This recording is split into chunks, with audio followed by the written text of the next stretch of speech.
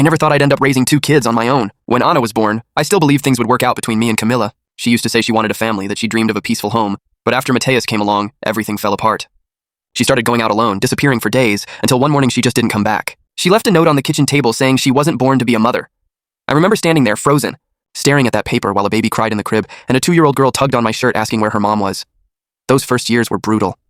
I worked construction during the day and made deliveries at night. I slept little, ate less, and tried to be both father and mother at once. Some days I thought about giving up, but one look at their smiles was enough to keep me going.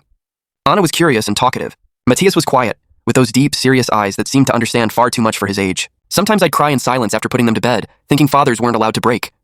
Time passed, and somehow I found my rhythm. I got a steady job at a repair shop and started studying business management at night. Slowly, an idea began to grow, opening a small motorcycle repair store. Everyone said it was crazy. A single dad with 2 kids and a dream like that? They laughed. But I pushed through. I worked hard, saved every cent, and one day the shop was not only open but thriving. Life started to feel lighter.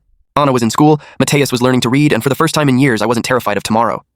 Until one day she came back, Camilla, nearly 8 years later. She walked into my shop all put together, smiling, saying she wanted to reconnect with the kids. I froze. Part of me wanted to yell, another part just wanted to lock the door and forget she existed. At first, I let her see them. They deserved to know their mother, even if I had 1,000 reasons to hate her. But soon she started showing up more and more. First on weekends, then during the week. She began asking too many questions. How much I earned, where the kids studied, who looked after them when I worked. Anna grew wary. Mateus grew quiet. That's when I knew something wasn't right. 2 months later, I got a court summons. She was suing for full custody. The document said I left them alone, that I drank, that I mistreated them. All lies. Every word. I felt the ground disappear beneath my feet. I had to hire a lawyer, spend money I didn't have, and endure an investigation that tore me apart inside. I had to prove I was a good father, something I'd been for years without needing anyone's approval. Weeks of hearings followed.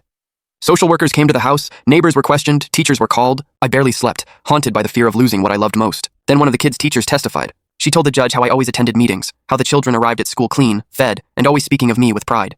I'll never forget the judge looking at me and saying he saw in me a true father. Camilla lost the case, and when she realized she couldn't get what she wanted, she vanished again. No note this time, no excuses, just silence. But this time the silence didn't hurt. I finally knew how to fill it. The months that followed were peaceful in a way I'd never known. Anna hugged me constantly, saying now we had real peace. Mateus started drawing again and covered the workshop wall with his sketches. One day he gave me a paper with 3 stick figures holding hands under a big yellow sun. He wrote, "Dad's family." I almost broke down right there. Today, that little shop has grown into a successful business. I have employees, savings, stability, but what makes me proud isn't the money. It's watching my kids grow up happy, confident, knowing they were loved even when the world turned its back on us. Sometimes I still think about Camilla, where she might be, if she ever regretted it all. But honestly, it doesn't matter anymore. She left twice, and I learned that those who walk away never take what's truly ours. Because what remains, the love, the effort, the shared dreams, is what really matters. And when I look at my children, I see exactly that. What stayed when everything else was gone.